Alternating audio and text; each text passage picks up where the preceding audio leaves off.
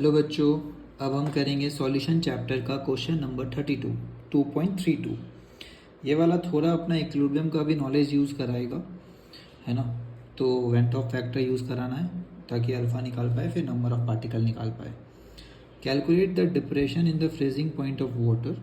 तो depression in freezing point सुनते साथ अपने को चमकना चाहिए कि delta T F is equal to K F into M. यहाँ तक होता तो बहुत शॉर्टकट होता, लेकिन अगर के वगैरह क्वेश्चन में दिया है तो समझ जाना चाहिए इक्विलिब्रियम पूरी तरह से यूज़ होने वाला है।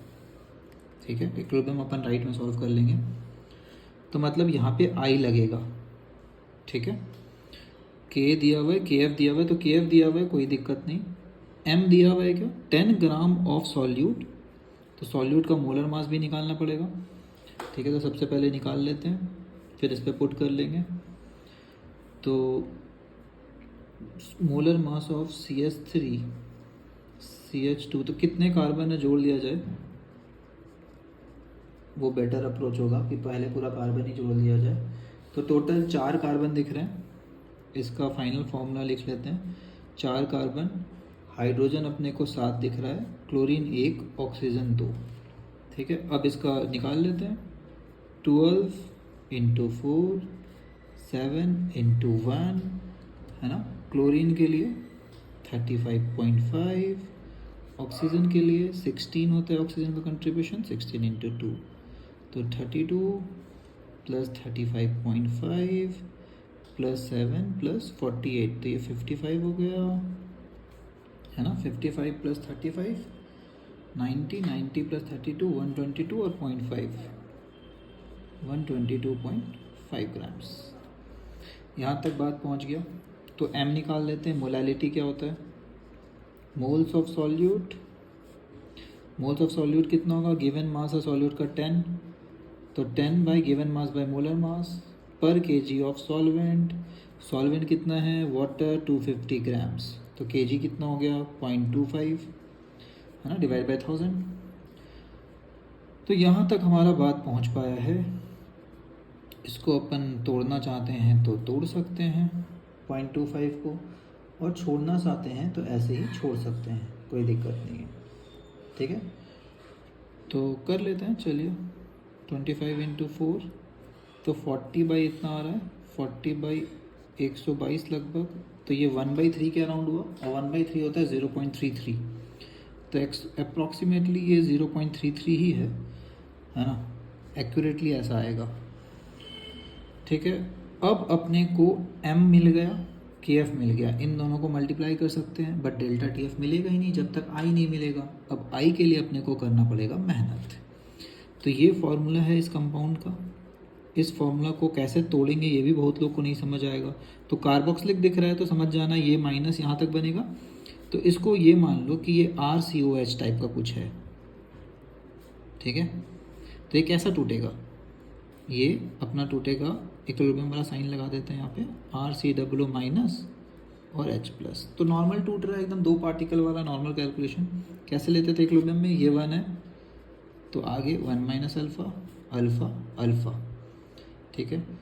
फिर लिखते हैं के का एक्सप्रेशन, के कितना होगा, ठीक है। टोटल पार्टिकल कितना होता है इन तीनों को ऐड करके, 1 माइनस अल्फ़ा प्लस अल्फ़ा, है ना। तो ये होता है 1 प्लस अल्फ़ा, यही अपना आई है। आई मतलब ही होता है टोटल पार्टिकल्स, कितने टोटल पार्टिकल्स बने, ठीक है। तो ये अपना आई है। यहाँ तक तो होपफुली क्लियर है सब कुछ। अब आगे बढ़ा जाए। तो के जो होता है वो होता है प्रोडक्ट डिवाइडेड बाय रिएक्टेंट, तो अल्फ़ा स्क्वायर आ जाएगा, ठीक है। डिवाइडेड बाय आ जाएगा, क्या आ जाएगा, alpha square divided by 1 minus alpha. अब क्योंकि मान लेते हैं कि डिसोसिएट बहुत ज़्यादा नहीं हो रहा होगा, तो 1 माइनस अल्फ़ा को हम लोग 1 मान लेते हैं, ठीक है। पूरी दुनिया में हम लोग जनरली ऐसा ही करते थे, क्लियर। तो मान लेते हैं कि ये अल्फ़ा स्क्वायर है, क्लियर। तो alpha square is equal to K आ गया, तो अल्फ़ा का वैल्यू यहाँ से निकल जाएगा, कितना आ रहा है अल्फ़ा, ठीक है। कोई किसी का मन है तो वो सी भी ले सकता है ना, सी के टर्म्स में कंसंट्रेशन दे रखा है क्या, कंसंट्रेशन अपने को मोल्स पर केजी में तो दे रखा है, तो मोल्स पर केजी में ले सकते थे वैसे यहाँ पे, तो इसको सी कर देते हैं। तो सी में से अल्फ़ा टाइम्स ऑफ सी गया, ये सी अल्फ़ा, ये सी अल्फ़ा। ठीक है, सबको पता है क्या होता था, K equal to C alpha square, C square alpha square by C minus C alpha. एक सी कट जाता था, ऐसा आता था बाई वन माइनस अल्फ़ा, है ना, और फिर वन माइनस अल्फ़ा को अल्फ़ा लिखते। तो अल्टीमेटली क्या होता था, अगर याद होगा तो alpha is equal to root under K, direct भी यूज़ कर सकते थे, एसिड है तो के बोल सकते हैं, बाई सी। के कितना है अपना 1.4 इंटू 10⁻³ और कंसनट्रेशन कितना आया था 0.3। यही वाला कंसनट्रेशन यूज़ कर सकते हैं, कोई दिक्कत नहीं है। ठीक है, तो अल्टीमेटली कितना है,